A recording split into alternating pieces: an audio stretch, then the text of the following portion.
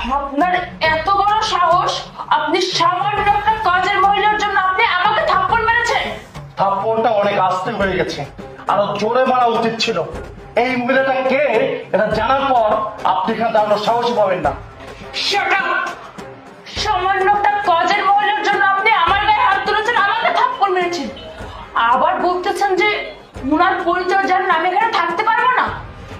কে উনি? হ্যাঁ, উনি কে এটা জানার পর আপনি সত্যি দাঁড়িয়ে থাকার সাহস পাবেন না।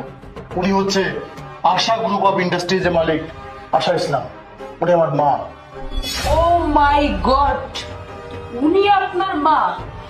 আপনি তো একজন কোটিপতি, আপনার মার্কেটে অনেক সুনাম, আর আপনার মায়ের এই অবস্থা কেন? আপনার মাকে আপনি এইভাবে রাখেন? আচ্ছা অনমিনিট, আপনি আমাকে একটা কথা বলুন তো, উনি কি আসলে আপনার মা? তাকে রাস্তা থেকে তুলে নিয়ে এসেছেন, আপনার কি মায়ের অভাব পড়েছে নাকি? একদম চুপ! রাস্কেল কোথাকার! একজন মানুষকে কাপড় দিয়ে জাজমেন্ট করতেন? আমার মা তাড়াহুড়ো করে আমাকে খাওয়ানোর জন্য চলে আসছে, আর আপনি নিয়ে উল্টো পাল্টা কথা বলছেন।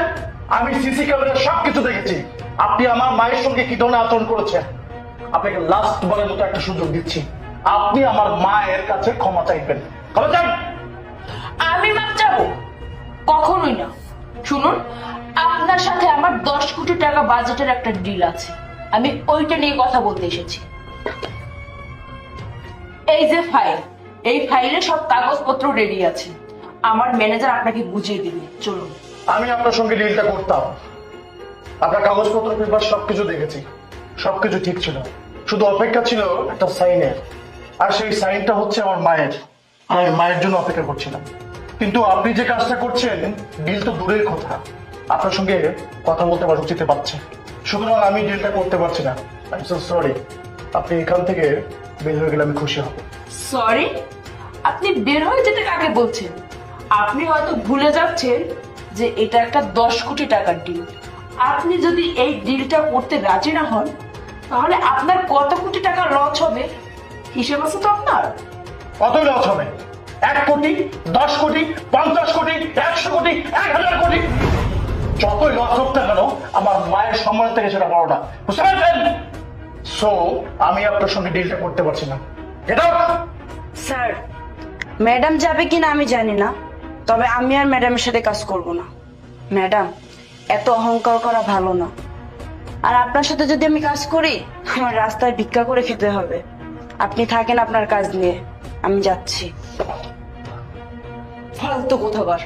সামান্য আমার একজন ম্যানেজার হয়ে আমাকে অপমান করে কথা, তাই না? এর প্রতিশোধ তো আমি নিব। দেখেছেন তো, এটাই আপনার যোগ্য ছিল। আপনি সারা জীবন অপমান অপদস্থ পাওয়ার যোগ্য, বুঝতে পারছেন? আপনি যে কাজগুলো করেন আপনার জন্য এটাই প্রাপ্য। অহংকার পতনের মূল। এখন থেকে এটাই আপনার সঙ্গে চলতে থাকবে, বুঝেছেন? এটা তো মাত্র শুরু। মাত্র 10 কোটি টাকার ডিলটা আপনার হাত থেকে হাতছাড়া হয়েছে, সামনে দেখবেন আপনার হাতে ফুটো করেও থাকবে না। কেন দাঁড়িয়ে আছেন কেন? বেড়ে যান! স্টুপিড কোথাকার! বাবা, এটা আমি কি শুনলাম? 10 কোটি টাকার প্রজেক্ট? এখানে অন্তত আমাকে 2 কোটি টাকা লাভ হইতে। বাবা যা, ফিরে নিয়ে। তুমি সামান্য 2 কোটি টাকার কথা বলতেছো না? তোমার সম্মানের কাছে 2 কোটি কেন, 100 কোটি টাকা কিছু না। আমার কোনো টাকা পয়সা লাগবে না, আমি শুধু তোমাকে চাইবো, আমি শুধু তোমাকে চাই। যিনি আমার সামনে দাঁড়ায় আছে উনি আর কেউ না, আমার মতো বাবা।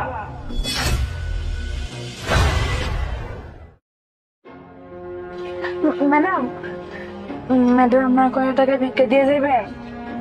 দাঁড়াও, দিচ্ছি। আমার কাছে খুচরো 10 টাকা আছে, এটা রাখতো। ম্যাডাম, আপনার কাছে আমার একটা আবদার ছিল। আবদার? বলো। ম্যাডাম, কিছু মনে করবেন না তো? না না, কি মনে করবো, তুমি বলো আমাকে। ম্যাডাম, আমি আর আমার দাদি রাস্তায় রাস্তায় ভিক্ষা করি। এই যে এই রোজা ঈদ গেল না, তখন দাদি একটা সিরিয়াল শাড়ি পরে ঈদ করছে। সামনে পূর্বে ঈদের মধ্যে সিরিয়াল শাড়ি পরে ঈদ করতে।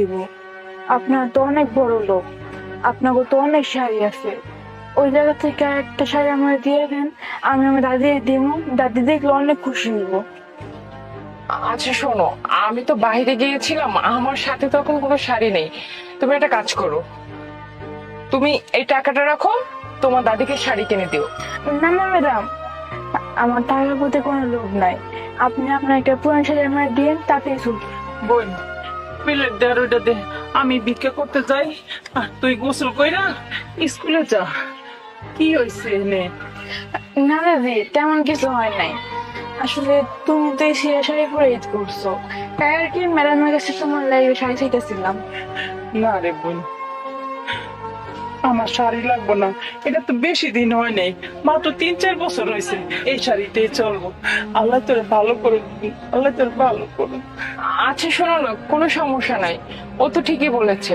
আপনারা দুজন আমার সাথে আমার বাসায় চলুন, আমি 2-3টা শাড়ি আপনাকে দিয়ে দেবো। আমার সাথে চলুন, চল। কি রে বোন, ম্যাডাম তো এখনো আহে না, আর কতক্ষণ বয়ে থাকবো?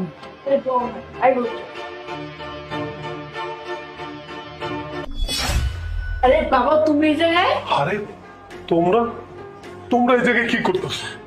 বাজান, আরে আস্তে কথা বলো, আমার বউ যদি শোনে তাহলে আমাকে সম্পর্কই তো টিকবো না। বাবা এটা তুই কি করতেছিস বাবা? আমরা তোর কত জায়গায় খুঁজছি বাবা, কোথাও তোর পাই নাই। আরে মা, আস্তে কথা কও, যা কর পরে কবা, এখন আপাতত দিকে যাও। না, যাবো না। এতদিন অনেক চুপ করে থাকছি, আর চুপ করতে পারবো না। তুমি জানো, তুমি যখন চলে গেছিলা তখন দাঁড়ি যখন তোমরা খুঁজতেছিল, অ্যাক্সিডেন্ট করে তার পা ভেঙে যায়, এখন সে আগে ছাড়া হাঁটতে পারে না।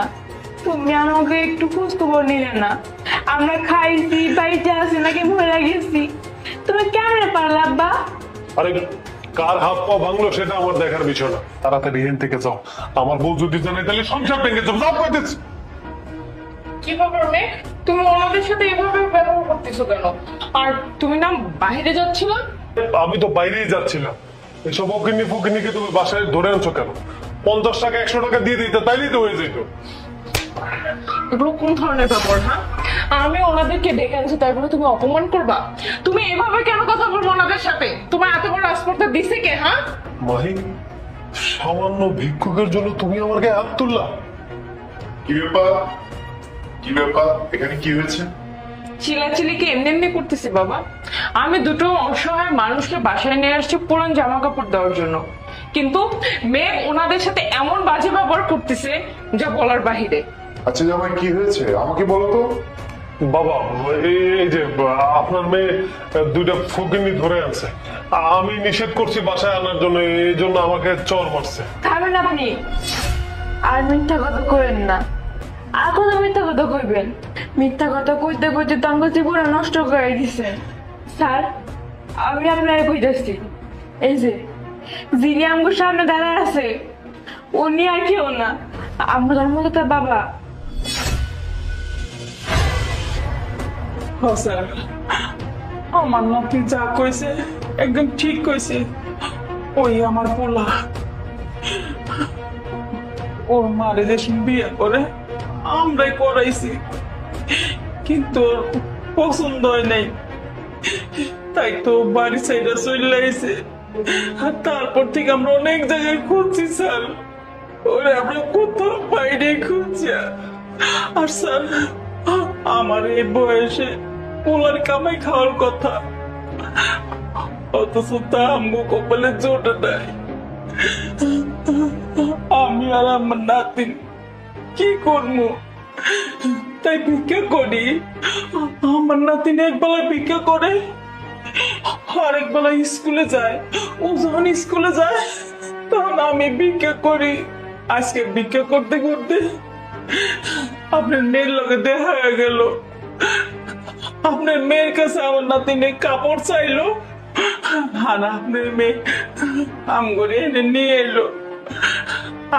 দেখতেছি আমার পোলা, কিন্তু আম করে স্বীকার করে না।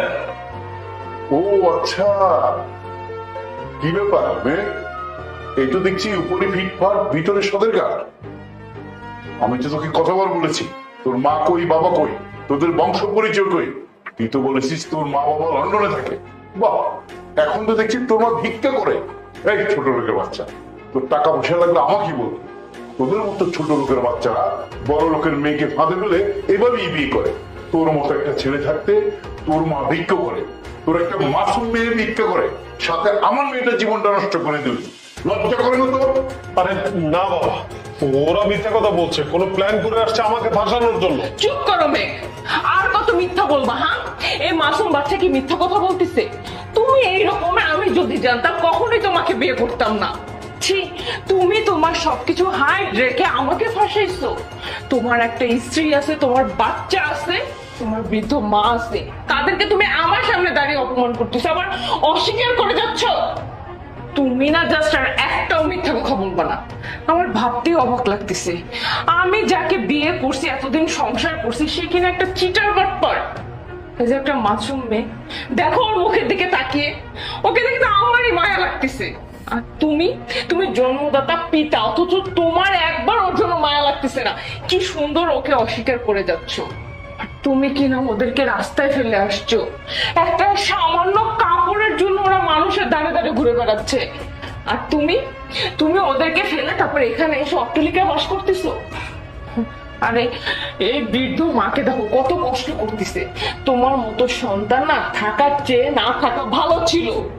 আমার না ভাবতেই অবাক লাগতেছে যে আমি তোমার মতো মানুষের সাথে এতদিন সংসার করতেছি, যে কিনা টাকার জন্য নিজের সন্তান, মা, স্ত্রী, ঘর সংসার ভুলে যেতে পারে। এত লোভ লালসা তোমার ভিতরে।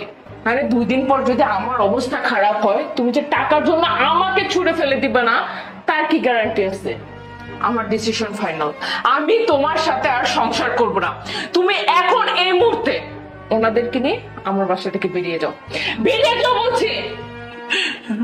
ম্যাডাম, আপনার কাছে আমি হাত জোর করতেছি ম্যাডাম, আমার লেগে আপনাকে সংসারে অশান্তি করেন না। আমরা ভিক্ষুক মানুষ, রাস্তায় থেকে আমগো অভ্যাস আছে, সিনেমা মেরে ফেলতে আমগো অভ্যাস আছে। আমগো কাপড় লাগবো না ম্যাডাম, আমগো কাপড় লাগবো না। আপনারা কি আমার আব্বার বাড়ি থেকে বের করে দিয়েন না? আমার আব্বা তো আপনারা বিয়ে করে সুখে থাকার জন্য, শান্তি থাকার জন্য। আসলে ভুলটা আমারই হয়েছে। আমি যদি তখন আপনার কাছে শাড়ি না দিতাম, তাইলে আজকে আপনাকে মাঝে এরকম হইতো না। দাদি চল আমরা চলে যাই, চল, আমার কাপড় লাগবে না। দাঁড়াও, আর এক মুহূর্ত আমার বাড়িতে দাঁড়িয়ে থাকবে না। তোমাকে আমি ভালোই ভালো বলতেছি, তুমি এখনই বেরিয়ে যাও, বেরিয়ে যাও। কি ব্যাপার, তোমার কথা কানে যাচ্ছে না? শুনুনি আমার মেয়ে কি বলেছে? যাও বেরো।